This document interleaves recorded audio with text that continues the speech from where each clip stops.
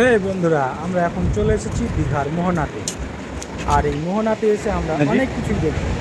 এই যে ডান দিকের স্টলগুলো দেখতে পাচ্ছি, এই স্টলগুলো এখন বন্ধ আছে, কারণ এইখানে সকালবেলায় অনেক ভিড় হয়, তখনই এই স্টলগুলো খুলে যায়।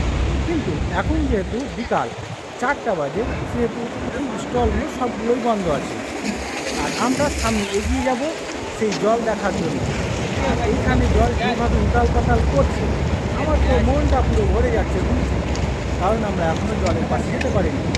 আর অনেক টুরিস্টরা দেখতে পাচ্ছি, তারা সামনে জলের ধারে একদম দাঁড়িয়ে আছে। জানি না কার কী দুঃখ রয়েছে, সবগুলো এই জলে ভাসিয়ে দেওয়ার জন্য। আর আমরাও এসেছি যত রকম দুঃখ আছে সবগুলো দুঃখকে জলে ভাসিয়ে দেওয়ার জন্য। কারণ মানুষ যখন খুব দুঃখে থাকে, তখন কিন্তু এই সমুদ্র সৈকতগুলো খুব ভালো লাগে, কারণ এইখানে গেলে মন অনেক ফ্রেশ হয়ে যায়। তাই আমরাও চলে এসেছি আমাদের মনকে ফ্রেশ করার জন্য। আর আমরা সামনে দেখতে পাচ্ছি অনেকেই জলে নেমে গেছে এবং অনেকেই উপরে রয়েছে। কিন্তু আমরা যে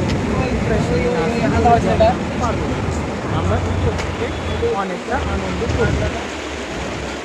আর সামনে এগোচ্ছি এবং এইখানে দেখতে পাচ্ছি অনেকগুলো মানে গুরু গুরু হয়ে বালুগুলো উঠে আছে। মানে এখানে সন্ধ্যার টাইমে লাল কাঁকড়া দেখতে পাওয়া যায়, কিন্তু আমরা যেই টাইমে এসেছি এই টাইমে লাল কাঁকড়া দেখতে পাওয়া যাবে না বলে আমরা আর সেটার আশা করছি না।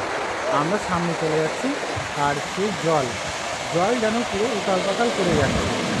আর এই জল কিছুক্ষণের মধ্যে অনেক উপরে চলে আসবে, কারণ জলটা এখন অনেক নিচে আছে, জোয়ার নেমেছে বলে।